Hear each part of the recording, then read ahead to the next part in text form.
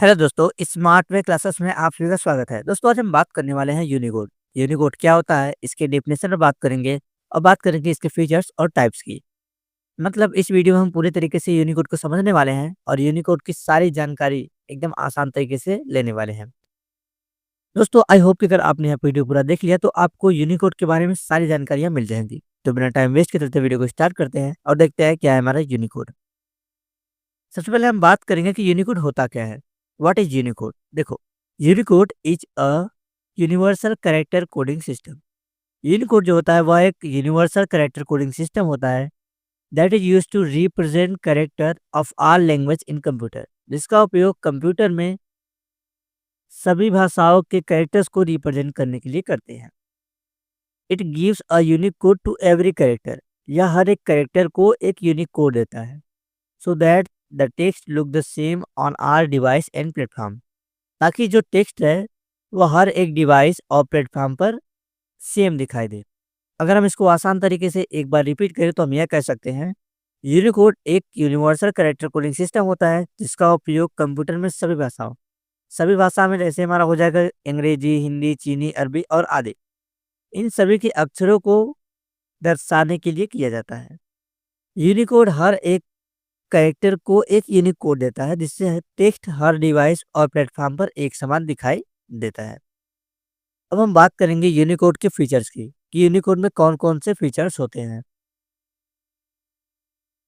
दोस्तों, अब हम बात करने वाले हैं यूनिकोड के फीचर्स की कि यूनिकोड में कौन कौन से फीचर्स होते हैं।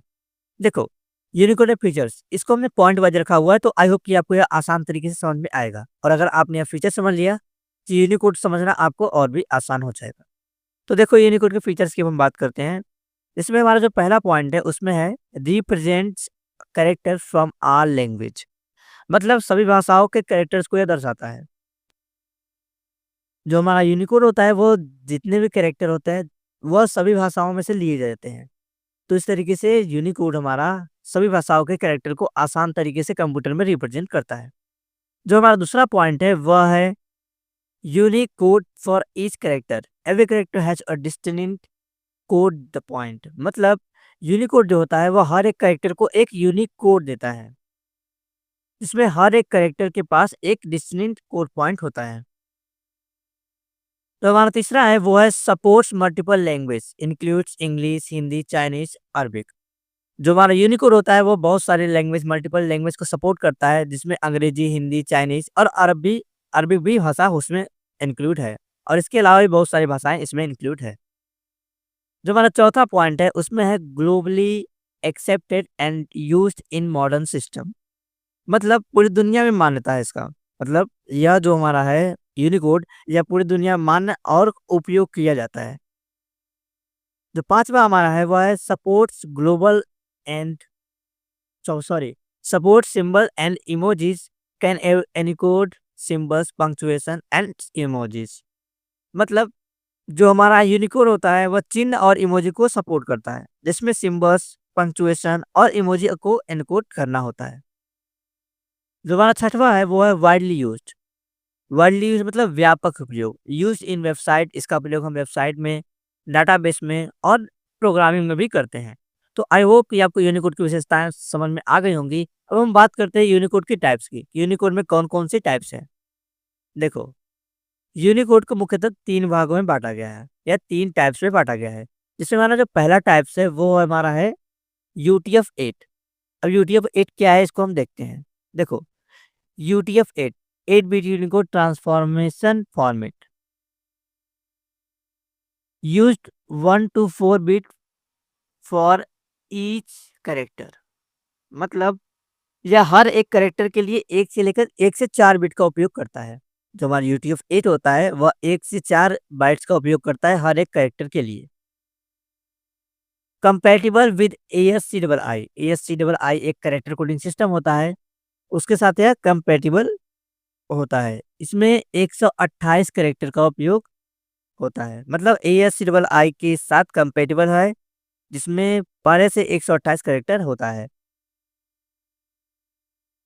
जो हमारा अगर उसके बाद है वेरिएबल लेंथ। इसमें जो वेरिएबल लेंथ होता है, English letter use 1 byte, complex script use 2 या 4 बाइट्स। मतलब जो वहाँ वेरिएबल लेंथ इनकोड करता है, उसमें जो अंग्रेजी भाषा होती है, उसमें हम 1 बाइट का उपयोग करते हैं। कितने बाइट का? 1 बाइट का। लेकिन जो कॉम्प्लेक्स या जटिल भाषाएँ होती हैं, उसके लिए हम 2 से 4 बाइट्स का उपयोग भी करते हैं। Commonly used on website and internet application. जो यूटीएफ-8 का उपयोग होता है, वह कॉमनली वेबसाइट के लिए और इंटरनेट के एप्लीकेशन के लिए यूज़ करते हैं। अब यहाँ पे अगर हम देखें एग्ज़ाम्पल में, तो ए को यहाँ लिखा गया है 01, 00, 00, 01, तो ये हमारा 1 बाइट का हुआ। वहीं अ को हमने यहाँ 3 बाइट में लिखा हुआ है। आई होप कि आपको यूटीएफ-8 आसान तरीके से समझ में आया होगा। अब हम देखते हैं हमारा यूटीएफ का दूसरा टाइप क्या है। दूसरा टाइप हमारा है यूटीएफ-16। यूनिकोड का दूसरा टाइप हमारा है यूटीएफ-16। यूटीएफ-16 क्या है? देखो, यूजेस 2 और 4 बाइट्स पर कैरेक्टर। यह हर एक कैरेक्टर के लिए 2 या 4 बाइट्स का उपयोग करता है। Most common character 2 bytes. इसमें जो मोस्टली जो कॉमन्स कैरेक्टर होते हैं, उसके लिए इसमें 2 बाइट्स का उपयोग करते हैं, और रेयर या कॉम्प्लेक्स कैरेक्टर के लिए इसमें 4 बाइट्स का उपयोग करते हैं। Use in Windows, Java and modern system. इसका उपयोग विंडोज में, जावा में या आधुनिक सिस्टम में करते हैं, या मॉडर्न सिस्टम में आप भी कह सकते हैं। यहाँ भी देखिए, यहाँ ए को 2 बाइट्स में, 1 बाइट इधर, 1 बाइट इधर, 2 बाइट्स में लिखा गया है। वहीं पे अगर हम अन्य भाषाओं की बात करें या रेयर भाषाओं की बात करें, तो ये हमारा दिया गया है 4 बाइट्स में, 1 बाइट, 2 बाइट, 3 बाइट और 4 बाइट्स। तो आई होप कि आपको यूटीएफ सिस्टम भी समझ में आ गया होगा। अब हम बात करते हैं अपना तीसरा और लास्ट के टाइप की, जो कि हमारा है यूटीएफ-32। देखो, यूटीएफ-32 क्या है? यूटीएफ-32 इसमें क्या है? Uses 4 bytes for every character. यह जो होता है, यह हर एक कैरेक्टर के लिए 4 बाइट्स का उपयोग करता है। Fix length encoding, simple to process. यह फिक्स लेंथ एनकोडिंग में जो प्रोसेस करना इसका होता है, वो काफ़ी आसान होता है, क्योंकि इसका जो लेंथ है वो काफ़ी फिक्स है। ये हर एक कैरेक्टर के लिए, आप ये बोल सकते हैं कि हर एक कैरेक्टर के लिए सिर्फ़ 4 बाइट्स का उपयोग करता है। इसमें कोई भी नहीं है कि इंग्लिश के लिए 4 बाइट्स या 2 बाइट, ऐसा कुछ नहीं है। इसमें हर एक कैरेक्टर के लिए 4 बाइट्स का उपयोग होता है, या 32 बिट्स का। फिक्स लेंथ होने के कारण इसमें जो प्रोसेस होता है वो काफ़ी सिंपल होता है। Uses more memory but easier for programming.